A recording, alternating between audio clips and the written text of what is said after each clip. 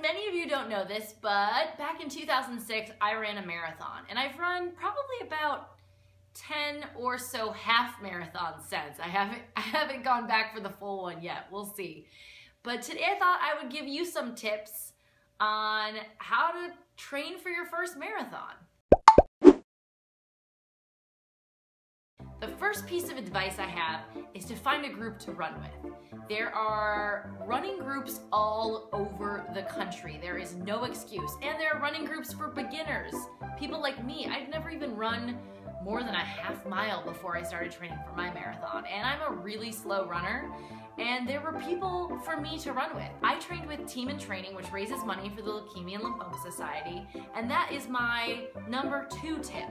Train with a group that has a cause that goes a little bit bigger than you running a marathon. For me, raising money for a good cause while training for a marathon sort of gave it like a bigger picture perspective. It was like, you know, I'm not just doing this because I want to check marathon off my list. I'm doing this because I'm raising money for an organization that does really great things. It really makes you feel like you are out there running for a bigger and better reason than just running a marathon. Just running a marathon. I just ran a marathon. Another piece of advice is don't be afraid to take walk breaks.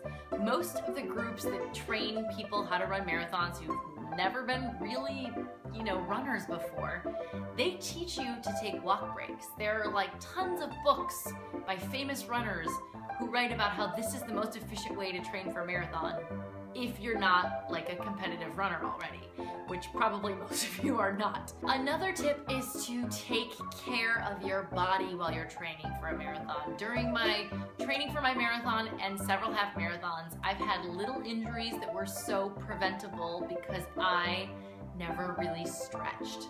You really should take the time to stretch after a run because it really helps prevent injuries. And strength training on your days off from running can be really, really important. And just know that you can do it. If you join a group who knows how to take people from couch to marathon, I promise you, you will succeed. I was that person. I couldn't even run a mile without stopping when I started training for a marathon, and I did it. Comment below if you have any other questions. I'm happy to answer. I'll point you in the right direction of who I trained with because I thought Team in Training was amazing. They're not paying me to talk about them. They're a nonprofit who does good things and raises money. They're not paying me, I promise. So yeah, and subscribe. You should also subscribe to my channel.